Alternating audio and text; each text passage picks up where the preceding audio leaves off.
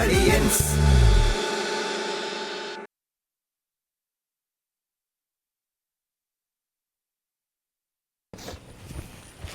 അൻസാറേ, നീ ഈ ചതുപ്പ് കണ്ടു ഇതുപോലെ കിടന്ന സ്ഥലമാണ് ഇതിപ്പോ ആരാണ് വാങ്ങിക്കിടുന്നറിയാം? കൊമ്പേറി ബാബു. കൊമ്പേറി ബാബുവിനെ അറിഞ്ഞിടടാ. എടാ നമ്മളെ ഡൈനാമിറ്റ് ബാബു ഉണ്ടായി അന്ന് വീട് വെച്ചപ്പോ ഒരു സ്റ്റേ കൊടുത്തില്ലേ, അവൻ വാങ്ങിയിട്ടേക്കണേണ് ഇത്. അവൻ ഇവിടെ എന്തോ കൺസ്ട്രക്ഷനുള്ള പരിപാടിയാണ്. ഇത് ചതുപ്പാണ്. ഒരു രീതിയിൽ നമ്മൾ ഇവിടെ കൺസ്ട്രക്ഷൻ അനുമതി കൊടുക്കാതെ സ്റ്റേ ചെയ്തേ പറ്റുള്ളൂ. ചെയ്യാൻ പാടില്ല, അവനൊരു പണി കൊടുക്കണം. കുറെ നാളായിട്ട് നോക്കിയിരിക്കുക. ഇല്ലേ അമ്മ സാധനം ഇറക്കണം, ഒന്ന് ചുമ്മാ വരട്ടെ. ഹലോ, ഇതൊക്കെ നിയമപരമായിട്ട് ചോദിച്ചിട്ടും അനുവാദം മേടിച്ചിട്ട് തന്നെ ഇവിടെ ഇതൊക്കെ ഇറങ്ങണത്? വെള്ളമായിട്ട് ഇറങ്ങും മനുഷ്യ ജീവിക്കാൻ വായിക്കാതെ. അങ്ങോട്ട് വേണ്ട, നമ്മളിപ്പോ കാലചക്രം കറങ്ങല്ലേ അളിയാ. ഭരണമൊക്കെ മാറി വരും, നമ്മളെ കയ്യിലും വരും. അധികം നാൾ ഇവിടെ ഇറക്കാന്നും ഇവിടെ കെട്ടാന്നൊന്നും ഒരുത്തിനും വിചാരിക്കണ്ട. ഏയ്, അപ്പൊ ഇതാണ് സംഭവം. അപ്പോൾ ഇത് നമുക്ക് ഇത്തിരി റിസ്ക് എടുത്താലും ഇതിന് നമ്മൾ സ്റ്റേ മേടിക്കണം. പിന്നെ സെക്രട്ടേറിയറ്റ് പഠിക്കൽ നമ്മൾ പുതിയ സമര പദ്ധതികളായിട്ട് പോയാലേ പറ്റുള്ളൂ. അല്ല, DDT പാർട്ടിയുടെ പ്രവർത്തനങ്ങൾ വളരെ മോശമെന്ന് പറഞ്ഞാൽ അപ്പുക്കുട്ട സാറ് ഒരേ പരാതി ആയിട്ടിരിക്കുക. എൻ്റെ അളിയ അപ്പുക്കുട്ട സാറിന് അത് പറഞ്ഞാൽ മതി. ഇതൊക്കെ ആസൂത്രണം ചെയ്ത് എടുക്കണ്ടേ? അല്ല, എന്തെങ്കിലും ഒരു പുതിയ പരിപാടി പറയടേ. അത് കണ്ടുപിടിക്കണം. കണ്ടുപിടിക്കണം ഞാൻ മാത്രം കണ്ടുപിടിച്ചാൽ മതി. നിങ്ങൾ ആലോചിക്കുക, നിങ്ങളുടെ തലയ്ക്കകത്തൊന്നും ഇല്ലടേ. തോന്നാളിയെ നമ്മൾ പറയുന്ന ആശയങ്ങളൊന്നും പ്രാവർത്തികമാവുന്നില്ലല്ലോ. അളിയ ഒരു പുതിയതായിട്ടൊരു ഐഡിയ പറ, നമ്മൾ അതനുസരിച്ച് ചെയ്യാം. ഞാൻ ഇന്നലെ രാത്രി ഉറങ്ങാതെ വെളുക്കെടുക്കാൻ ആലോചിച്ചിട്ട് പോലും ഒരു ഐഡിയയും കിട്ടണില്ല. അല്ലേ, എന്തോ ഐഡിയ ഉണ്ട്. എന്തോന്നാണ്? അതായത് നേതാവ് രണ്ട് അണികളായിട്ട് പോകുന്നു. അപ്പം നേതാവ് ഒരു അണിയുടെ തോക്കുമായി കാലിൽ വെടിവെക്കുന്നു. എന്നിട്ട് നേതാവ് ആശുപത്രി കിടക്കുന്നു. എന്നിട്ട് ആ വെടി കൊണ്ട് ഞാൻ ചത്തുമെല്ലാം പോയാ നിനക്ക് സുഖമായിട്ട് അവിടെ ഇരിക്കാം അല്ലേ? ഈ ഐഡിയ ഉണ്ടല്ലോ, ഇന്ന് എവിടെ നിന്ന് കിട്ടി? ഇത് ഞാൻ ഒരു സിനിമയിൽ കണ്ടു, ഹിന്ദി സിനിമയിൽ. നീ ഇംഗ്ലീഷ് പടം കാണാൻ ഞാൻ നന്നായി കേട്ടോ. സാറേ, ഞാൻ ഇപ്പം അറ്റ കൈ നോക്കിയിട്ട് നമ്മൾ ഇനിയിപ്പോൾ എന്താ വെച്ചാൽ പ്രകോപനം മാക്സിമം പോലീസുകാരെ അവരെ എങ്ങനെയും നമ്മൾ പ്രകോപിപ്പിച്ച് നമ്മളെ തല്ലുക, നമ്മളെ ശരീരത്തിൽ ചോര, മുറിവ് ഇതൊക്കെ ഉണ്ടാവുക. ഇതൊക്കെ ഉണ്ടായി മീഡിയ എല്ലാവരും അവർ നമ്മളെ ഷൂട്ട് ചെയ്യുക, ഇത് ആളുകളിൽ എത്തുക. പക്ഷെ ഐഡിയ കൊള്ളാം. ഒന്ന് പ്രകോപിപ്പിച്ചത് അറിയാമല്ലേ, മറ്റേ പഞ്ഞി വെച്ചത്. അല്ല, അത് നമ്മൾ ഓർമ്മയുണ്ടല്ലോ. അല്ലേ അളിയാ, ഇപ്രാവശ്യം നമ്മൾ പോകുമ്പോൾ പഞ്ഞിയൊക്കെ ഒട്ടിച്ചുകൊണ്ട് വേണം പോവാൻ. ചിലപ്പോൾ അവർ കണ്ണീർ വാതകം പ്രയോഗിക്കും, അങ്ങനെ പലതും ചെയ്യും. അല്ല, കണ്ണീർ വാതകം പ്രയോഗിക്കുമ്പോൾ നമ്മൾ എന്ത് ചെയ്യും? ചെവിയിൽ വെള്ളം കയറില്ല പഞ്ഞി വെച്ചാൽ. ശരി, അത് ഞാൻ സംഭവിച്ചു. എനിക്ക് പ്രശ്നമല്ല, ഞാൻ കുളികളൊക്കെ വെച്ചിട്ടുണ്ടല്ലോ. എടേ, അതെല്ലാം നമ്മൾ തയ്യാറായി വേണം പോവാൻ. പിന്നെ ഞാനിപ്പോൾ ആലോചിച്ചു ചെറിയൊരു സംഭവം കിട്ടിയിട്ടുണ്ട്. എന്താണ്? നമ്മളവിടെ പോയി നൈസായിട്ടൊന്ന് നിന്ന് ഒരു അടിയുടെ ഒരു ഓളമൊക്കെ ആയി കഴിയുമ്പോഴേക്കും നമ്മൾ രക്തത്തിൻ്റെ ഒരു സംഭവം, നമ്മൾ ബ്ലഡ്, ഡ്യൂപ്ലിക്കേറ്റ് ബ്ലഡ് അത് കിട്ടുക. ഞാൻ ഒരു മേക്കപ്പ് മാൻ്റെ സംസാരിച്ചു, പള്ളിപ്പുറം ബാബുവിൻ്റെ സംസാരിച്ചിട്ട് അത് വെച്ചിട്ട് അത് തന്നെ ആ രക്തം പതുക്കെ നമ്മളെ ദേഹത്തൊക്കെ അങ്ങോട്ട് പൂശി അയ്യോ അയ്യോ എന്ന് പറയും. നമ്മൾ രണ്ട് വിളി. അപ്പോൾ ക്യാമറ നോക്കുമ്പോൾ നമ്മൾ രക്തമൊക്കെ പറയുന്നത് നമ്മളെ ഷൂട്ട് ചെയ്യും. അത് കഴിഞ്ഞ് അപ്പോൾ വിട്ടോളണം. നമ്മളെ ചാനലിൽ കിട്ടിക്കഴിഞ്ഞാൽ അപ്പോൾ വിട്ടോളണം. അപ്പോഴേ വിടണം. അപ്പോൾ വിടണം. പിന്നെ അല്ലെങ്കിൽ അവിടെ നിന്ന് അടി വാങ്ങിക്കൂലേ? ഓ, അത് ശരി. നമ്മൾ അടി കൊള്ളാൻ നൈസ് ക്വാളിറ്റിയിൽ എസ്കേപ്പ് ആവണം. ആ ഒരു ഐഡിയ അതേ ഉള്ളൂ എൻ്റെ മനസ്സിലിപ്പോൾ നോക്കിയിട്ട്. ശരിക്കും പറഞ്ഞാലേ ആ മോളിക്കുട്ടിയുടെ കൊച്ചിൻ്റെ അച്ഛൻ ആരാന്ന് ഇതുവരെ മനസ്സിലായില്ലല്ലോടിയേ. എന്തായാലും ജോർജല്ല. ഞാൻ ജോർജ് ഏട്ടനല്ല, എനിക്ക് സംശയം ആരെന്നറിയാമോ? ഗിരീഷ് ഇല്ലേ, ഗിരീഷ് കൂടെ പഠിച്ചവൻ, അവനാണോ എന്നൊരു ചെറിയ സംശയമുണ്ട്. കഷ്ടമല്ലേ, ഇതൊന്നും അറിയാതെയാണ് ആ ജോണി അവളെ കിട്ടിയത്. ജോണി ചേട്ടൻ കിട്ടിയെങ്കിൽ നല്ല സ്ത്രീധനം മേടിച്ചിട്ടുണ്ട്. എൻ്റെ ടെൻഷൻ ഇപ്പം അതല്ല. ഇപ്പം ഈ പെണ്ണിൻ്റെ കൊച്ചിൻ്റെ അച്ഛൻ ആരാന്നറിയണമെങ്കിൽ ഈ പെണ്ണിന് ബോധം തെളിയണ്ടേ. ഇതുവരെ ഇത് ആരാന്ന് പറയൂ. ഒന്നും വേണ്ട, ഇത് എഴുതുന്ന ആളെ വിളിച്ച് ചോദിച്ചാൽ മതി, അങ്ങേർക്കറിയാം. നിന്നോട് അഭിപ്രായം ചോദിച്ചില്ല കേട്ടോ. പിള്ളേരുടെ പോലെ വളർന്നാൽ മതി. ഓ, ഒരു സീരിയലിന്റെ കഥ പറഞ്ഞിട്ട് അപ്പുറത്തെ വീട്ടിൽ ആന്റിയെ കുറിച്ച് പറയുമ്പോഴോ തോന്നുമല്ലോ. അനങ്ങാതിരിക്കടി. മതി, എനിക്ക് വേദന എടുക്കണം.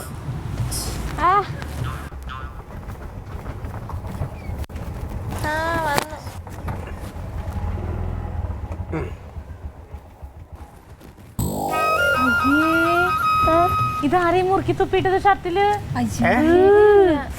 മുറുക്കി തുപ്പിയതല്ല, ചോര ബ്ലഡ്. ഓഹോ, ഒന്നും പറ്റിയില്ലടേ. സെക്രട്ടേറിയറ്റ് സമരത്തിന് പോയത് ഒക്കെ ഞങ്ങളുടെ പാർട്ടിയുടെ ചെറിയ നമ്പർ അതാണ്ട് ഇത് കണ്ട ബ്ലഡ്. സമരം ഉറവുമ്പോൾ ഞങ്ങൾ ഈ ബ്ലഡ് എടുത്ത് പതുക്കെ മേത്തോട്ടങ്ങ് ഒഴിക്കും. ഒഴിക്കുമ്പോൾ ചാനലുകാർ ക്യാമറക്കാരൊക്കെ അയ്യോ മുറിഞ്ഞ് ആളാളെ ഷൂട്ട് ചെയ്യും. അങ്ങനെ ഞങ്ങൾ എല്ലാം ഷൂട്ട് ചെയ്ത് കഴിയുമ്പോൾ ഞങ്ങൾ വൈറലാവും. അങ്ങനെ DDT പാർട്ടിയുടെ മൈലേജ് കൂടും. എന്റെ പൊന്നോ ഭയങ്കര രാഷ്ട്രീയക്കാരനായി കേട്ടോ. ഇനിയിപ്പോൾ ഇതൊക്കെ അറ്റകൈ പ്രയോഗമാണ്. എങ്ങനെയെങ്കിലും പാർട്ടിയുടെ മൈലേജ് ഒന്ന് കൂട്ടണം, അതല്ലേ. ആ പറ്റാവുമ്പല്ല ആ വെള്ളം അടിച്ച് ജലവീരങ്കി. ഓ എന്റെ ക്ലീറ്റോ, നിങ്ങളുടെ 2 ചെവിടോ അവർ അടിച്ചു പൊട്ടിച്ചിട്ട് നിങ്ങൾക്ക് മതിയായില്ലേ? ഇപ്രാവശ്യം അവന്മാർ ചമ്മി പോയി. ചെവിയിൽ പഞ്ഞി വെച്ചിട്ടാണ് ഞാൻ പോയത്. ഇതത് തോട്ടുവെള്ളമാണെന്ന് തോന്നുന്നു. ചൊറിഞ്ഞിട്ട് വയ്യ. വെറുതെ ഈ പോലീസുകാരുടെ അടുത്ത് വഴക്കിനിയല്ലേ ചേട്ടാ, ഈ പഞ്ഞു വെക്കേണ്ടി വരും. ചിലപ്പോഴേ വെക്കുക ക്ലീറ്റാ. ഇന്നൊരു സംഭവം ഉണ്ടായി. ഒരു പോലീസുകാരനെ ഞാൻ എടുത്ത് ഊരുട്ടി ചൂരുട്ടി കൂട്ടി ചവിട്ടി. കക്ഷി നിന്റെ കെട്ടിയൻ്റെ കൂട്ടുകാരനാണ്. പണ്ട് ഇവിടെ എങ്ങനെ ഉണ്ടായിരുന്നു. എന്നിട്ട് വേറെ എവിടെയൊക്കെ പോയി കറങ്ങി തിരിച്ച് ഇപ്പോൾ വീണ്ടും ഇവിടെ വന്നിട്ടുണ്ട്. കൊടുത്തുനിന്ന് വേഷ കൊടുത്തിട്ടുണ്ട്. അപ്പൊ തിരിച്ചും കിട്ടിയിട്ടുണ്ടാവും തന്നെ. പക്ഷെ എന്നാലും ചെറിയൊരു മേലുവേദനയുണ്ട്.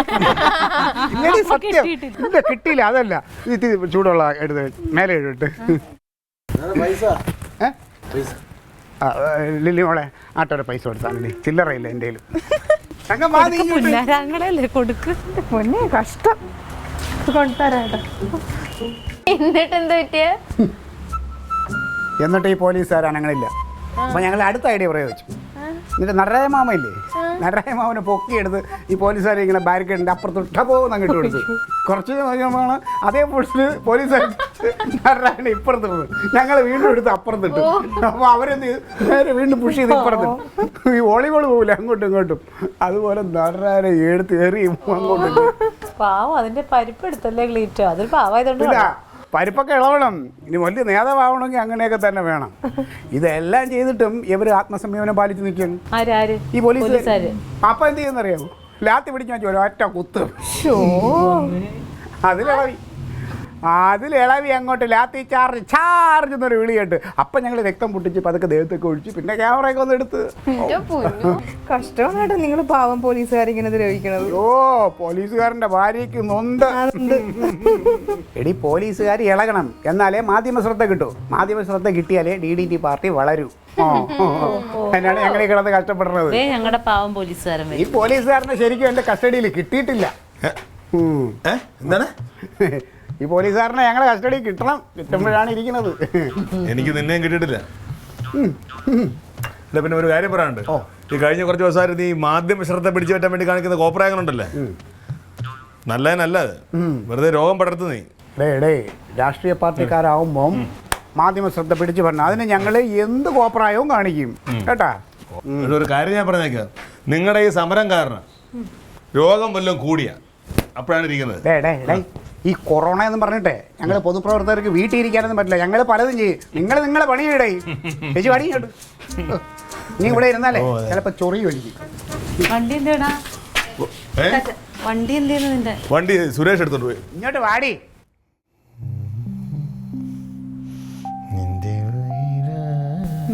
പാട്ട് നിനക്ക് നരയൊന്നും വന്നില്ലല്ലോടി. എനിക്ക് നരവരാൻ പ്രായമായില്ലല്ലോ. ഇത്ര പ്രായമായാലും സൗന്ദര്യം കൂടി വരിക. അതറിയാലോ. 19 വയസ്സായ കിളവന് 10-30 വയസ്സായ കിളുന്ത് പെണ്ണിനെ കിട്ടി. 50 വയസ്സിൻ്റെ അപ്പാക്ക്. നിനക്ക് ഓർമ്മ വേണ്ട നമ്മൾ സ്കൂളിലൊക്കെ പോകുന്നതും ഒരുമിച്ച് വരുന്നതും ആ വയലിൻ്റെ വരമ്പിൽ കൂടെ ഇങ്ങനെ ഓടി വരുന്നതും. പിന്നെ നിനക്ക് വേണമെന്ന് പറയുന്നതൊക്കെ മുട്ടയൊക്കെ മേടിച്ചൊക്കെ തന്ന് നല്ല കൂട്ടായിരുന്നു. പിന്നെ എപ്പോഴോ ഒരു ദിവസം നമ്മൾ കല്യാണം കഴിച്ച്, എന്നിട്ട് കല്യാണം കഴിഞ്ഞ അന്ന് രാത്രിയിലെ നീ എൻ്റെ മുറിയിൽ കയറിയൊന്നും ഓർമ്മ വേണ്ട. ഏട്ടാ രാവിലെ പുട്ടിനെ പഴം വേണോ കടല വേണോ?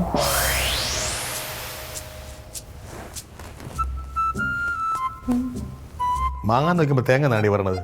എന്താ ഇതാണ് ഈ പെണ്ണുങ്ങളൊരു കുഴപ്പം. എന്തെങ്കിലും ഒരു കാര്യം പറഞ്ഞ് സ്നേഹത്തോട് അടുത്ത് ഇരിക്കുന്ന സമയത്ത് ആരുടെ കല്യാണക്കാരിയോ പറഞ്ഞു? എൻ്റെ പപ്പയുടെ മമ്മിയുടെ. അല്ലല്ല നമ്മുടെ കല്യാണക്കാരിയല്ലേ പറഞ്ഞു. നമ്മുടെ കല്യാണം ഞാനൊന്നും പറഞ്ഞില്ല. ഏട്ടാ നമ്മുടെ കല്യാണത്തിന് വൈകിട്ട് അപ്പവും ബീഫ് ഫ്രൈ വരുന്ന ഓർമ്മയില്ലേ? എന്തായാലും എന്ത് കാര്യം? ഒരു കാര്യമില്ല. ആ പറയുമ്പോ തെളിച്ചു പറയണ്ടേ, എനിക്ക് മനസ്സിലായില്ല. തെളിച്ചു പറഞ്ഞാൽ കേട്ട്. ഫോൺ എനിക്കറിയാം. നിന്റെ ഫോണല്ലേ അടിച്ചത്, എൻ്റെ ഫോണിൽ അടിക്കുന്നത് എനിക്കറിയാം. ആ സൗകര്യം എടുക്കാൻ എടുക്കേട്ടാ, വല്ല അത്യാവശ്യക്കാരായിരിക്കും.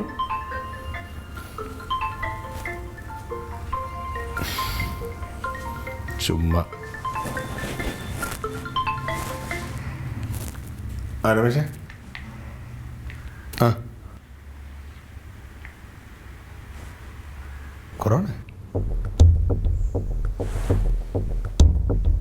ആ ക്ലീറ്റയാ ഇല്ല അങ്ങനെ തോന്നിയില്ല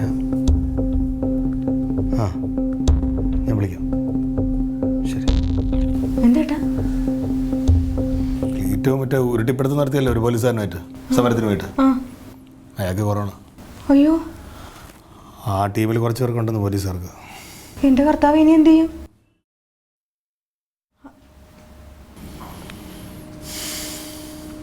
ക്ലീറ്റോച്ചനൊന്ന് വിളിച്ചു പറ. സൗകര്യമില്ല. എന്ത് കഷ്ടമല്ലേ ഏട്ടാ അത്.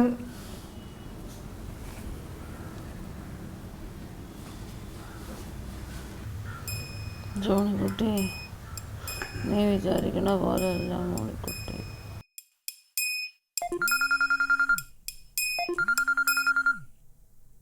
ജോണിക്കുട്ടി ഫോണ് ഫോണ് ജോണിക്കുട്ടി വിളിക്കണത്? ഹലോ ആ നീയാ എന്തോന്നടേ? കൊറോണേ? ആ ഞാൻ നോക്കിക്കോളാം. നീ വെച്ചിട്ടുള്ള മനുഷ്യനെ ഉറങ്ങാനും സമ്മതിക്കുക. വേറെ ഒരു പണിയില്ല. നിന്റെ കാങ്ങള പോലീസുകാരന് കൊറോണ. അയ്യോ കരയിലോ? അവനല്ല പിന്നെ സെക്രട്ടേറിയറ്റിൽ അവിടെ സമരത്തിന് ഞാൻ ഒരു പോലീസുകാരനായിട്ട് പിടികൂടിയില്ലേ, എന്തോ കൊറോണ എന്നാ. ഞാൻ സൂക്ഷിക്കണം. അയ്യോ ക്ലീറ്റോ, അപ്പൊ നിങ്ങക്ക് കൊറോണ ഉണ്ടാവൂലേ? കൊറോണ ഉണ്ടെങ്കിൽ അവിടെ കിടക്കട്ടെ. ക്ലീറ്റോ പോയി ചെക്ക് ചെയ്യും. ക്ലീറ്റോ നിനക്ക് തലയ്ക്കുള്ള കുഴപ്പമുണ്ടോ? നട്ടപ്പതിനകത്തേക്ക് ചെക്ക് ചെയ്യാൻ. ക്ലീറ്റോ നിങ്ങൾ അവിടെ ഇവിടെ നടന്നിട്ടില്ല, എന്നിട്ടല്ലേ എൻ്റെ അടുത്ത് വന്ന് നടക്കണേ. എന്നിട്ട് പോ ക്ലീറ്റോ. എന്നാ പിന്നെ എൻ്റെ തങ്കം നീ ഒന്ന് ചുമ്മാ ഇരുന്നാണ്. കൊറോണ നമുക്ക് വരുമെന്ന്. ക്ലീറ്റോ നിങ്ങൾക്ക് കൊറോണ വരില്ല. താൻ വിളിച്ചു പറഞ്ഞല്ലേ പോയി ചെക്ക് ചെയ്യാൻ. മനുഷ്യർ നീ ഉറങ്ങാൻ സമ്മതിക്കൂലേ? അപ്പൊ ഞാനൊക്കെ ചത്താലും നിങ്ങൾക്ക് കുഴപ്പമില്ല അല്ലേ? എന്താ നിന്റെ പ്രശ്നം? എന്താണ്? കൊറോണ പോയി ചെക്ക് ചെയ്യ്, അല്ലെങ്കിൽ വേറെ എവിടെയെങ്കിലും പോയി കിടക്ക്. എന്താണ്? കൊറോണ പോയി ചെക്ക് ചെയ്യാൻ. വേറെ എവിടെ പോയി കിടക്കാൻ? ഈ വീട്ടിലെ എല്ലാ റൂമിലും ഞാൻ കയറി ഇറങ്ങി ഞാൻ അവിടെ എവിടെയൊക്കെ വന്നു. പിന്നെ ഇനിയിപ്പോൾ ഇത്രയും സമയം നീ എൻ്റെ അടുത്തല്ലേ കിടന്നത്, പിന്നെ നീ ഇനി കിടക്കില്ല എന്ന് പറഞ്ഞു. നിങ്ങളൊരു സ്നേഹമില്ലാത്തവന്. നിങ്ങൾക്ക് മറ്റുള്ളവർക്ക് അസുഖം വന്നോ നിങ്ങൾക്ക് കുഴപ്പമില്ല അല്ലേ? നീ എവിടെ പോകണടി? അടങ്ങി ഇവിടെ കിടടി. ഇല്ല മനുഷ്യൻ ഞാൻ കൊച്ചിൻ്റെ അടുത്ത് കിടന്നോളാം. പിന്നെ നീ എവിടെയെങ്കിലും പോയി കിടന്നുറങ്ങും. പോ. കൊറോണ ഇപ്പോൾ ഉറങ്ങാനും സ്വസ്ഥത തരൂല.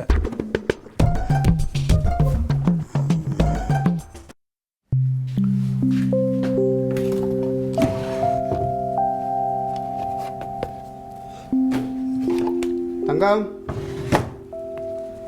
തങ്കം ഈ തങ്കം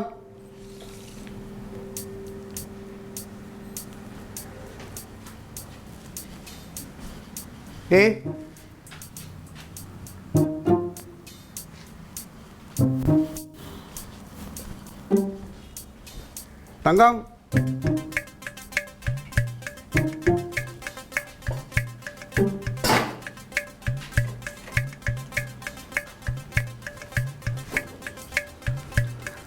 തങ്കം തങ്കം ആ തങ്കം എവിടെ? നീ ഇറങ്ങ. നീ ആദ്യം പോയി പരിശോധിച്ചിട്ട് വാ. പരിശോധിക്കാൻ എനിക്ക് എന്തൊരു ഗർഭമുണ്ട്. ഗർഭമൊന്നുമല്ല, നിനക്ക് കോവിഡ് ഉണ്ടോ ടെസ്റ്റ് ചെയ്തിട്ട് വേടാ. നീ കളിക്കാതെ എൻ്റെ ഭാര്യ തങ്കത്തിനെ വിളി. എൻ്റെ ഭാര്യ തങ്കത്തിനെ വിളിക്കാൻ. ഇവിടെ തങ്കമല്ലേ പിച്ചളല്ലേ? പോ. എടാ നിന്റെ വളിപ്പ് കേൾക്കാനല്ലേ വന്നത് രാവിലെ? അവളെ ഓ ഇവിടെ ഉണ്ടായിരുന്ന വീട്ടിൽ പോയി ചെക്ക് ചെയ്തിട്ട് വാ ക്ലീറ്റോ. എടീ കേവലം ഞാനത് പരിശോധിച്ചില്ല എന്ന പേരിൽ നീ രായിക്ക് രാമായണം അവിടെ നിങ്ങൾ വന്നല്ലേ? കണക്കിന് എന്തെങ്കിലും വലിയ അസുഖം എനിക്ക് വന്നാൽ നീ എന്നെ ഇട്ടിട്ടങ്ങ് പോകുമല്ലോ. ഇതിന് വലിയ എന്താ കൂടെ തങ്ക നീ ഇങ്ങോട്ട് വന്നേ. ക്ലീറ്റോച്ചേട്ടാ പോയി ടെസ്റ്റ് ചെയ്യ്. ടെസ്റ്റ് ചെയ്യാൻ എനിക്കൊരു കുഴപ്പമില്ല. അത് പരിശോധിച്ചല്ലേ അറിയാൻ പറ്റുള്ളൂ. അങ്ങനെ വരണമെങ്കിൽ എന്നേ എനിക്ക് വന്നിട്ട് പോകണം. നിനക്ക് ഓ പോടാ, നീ കളിക്കരുത് കേട്ടോ. നീ ഒരു കാര്യം ഓർമ്മിച്ചോ, ഈ കൊറോണ എന്ന് പറയുന്ന ഈ സാധനം ഉണ്ടല്ലോ, അത് 2-3 ദിവസം കഴിയുമ്പോൾ അങ്ങ് പോവും. പക്ഷേ ക്ലീറ്റസ് ഇവിടെ തന്നെ കാണും കേട്ടാ. അമ്മയും മോളും കൂടി ഇനി ഇവിടെ അങ്ങ് നിന്നാൽ മതി കേട്ടാ. ഇനി എന്നെ അന്വേഷിക്കണ്ട. നീ പോടേ. ഞാൻ ടെസ്റ്റ് ചെയ്യാൻ വേണ്ടിയിരുന്നതാണ്. ഇനി എൻ്റെ പട്ട് ടെസ്റ്റ് ചെയ്യൂടാ. ടെസ്റ്റ് ചെയ്താൽ കൊള്ളാം. പോടാ. പിന്നെ ഞെട്ടിക്കണ ഒരു വിവരം കൂടെ പറയാം. ഇന്നലെ ഞാൻ അമ്മാവൻ്റെ വീട്ടിൽ പോയിരുന്നു. അമ്മാവനെ കെട്ടിപ്പിടിച്ചൊരു ഉമ്മയും കൊടുത്തിട്ടുണ്ട്. തമാശ കളിക്കാൻ പോയി ടെസ്റ്റ് ചെയ്യടാ. അമ്മ ഓഹോ ഓ ഓ ഓ ഓ ആ ശരി. എന്തെങ്കിലും കിട്ടണം എന്നെ വിളിക്കണേ. ആ ശരി ശരി. എന്താ ഈ ഇതിൻ്റെ പരിശോധന സെക്ഷൻ്റെ ഒരു കോർഡിനേറ്റർ ഉണ്ട്. അവൻ എൻ്റെ ഒരു ഫ്രണ്ടാണ്. അപ്പോൾ അവൻ പറഞ്ഞേക്കെന്ന് വെച്ചാൽ DDT പാർട്ടിയുടെ ആൾക്കാരും പോയിട്ടില്ല പരിശോധനയ്ക്ക്. ബാക്കി ആ സമയത്തുണ്ടായിരുന്ന ആൾക്കാരെല്ലാം പോയി ചെക്ക് ചെയ്തിട്ടാണ് പോയത്. അപ്പൊ ക്ലീറ്റോൻ പോയിട്ടുണ്ടാവില്ല. ഇനി പിന്നെ ഇത്ര ധൈര്യം കാണിക്കുമോ? പോയിട്ടുണ്ടാവില്ല. ഇവരുടെ പാർട്ടിക്കാരും ചെന്നിട്ടില്ലെങ്കിൽ എന്തായാലും ക്ലീറ്റോ ചേട്ടൻ പോയിട്ടുണ്ടാവത്തില്ല. എന്ത് ചെയ്യണമെന്ന് ഞാൻ ആലോചിക്കണേ. അല്ല എന്തെങ്കിലും. ഹലോ ആ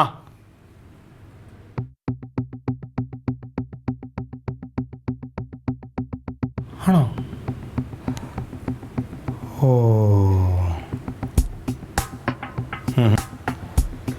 ഓ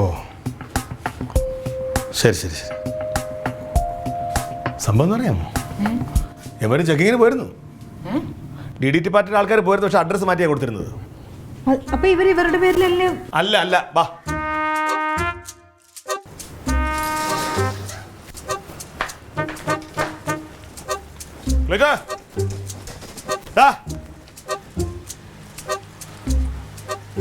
പറയാം വരട്ടെ. വാ.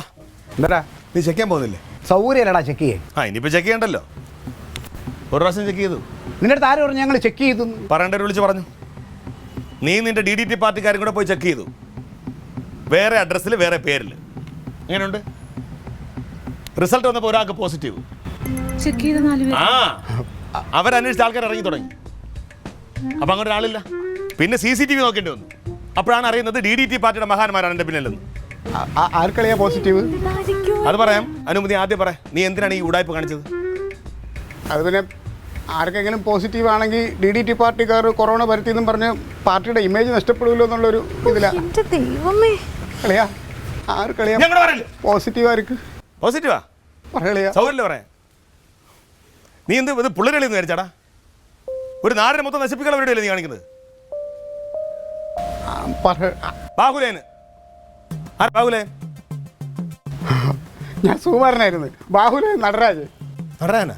നടരാജനാണ്. ആ അവന്റെ കാര്യം ആരോഗ്യ പ്രവർത്തനം നോക്കിക്കോളൂ. അപ്പൊ നീ എന്നാ ക്വാറന്റൈനിൽ കയറുന്നത്? നീ എന്നാ ക്വാറന്റൈനിൽ കയറുന്നെന്ന്?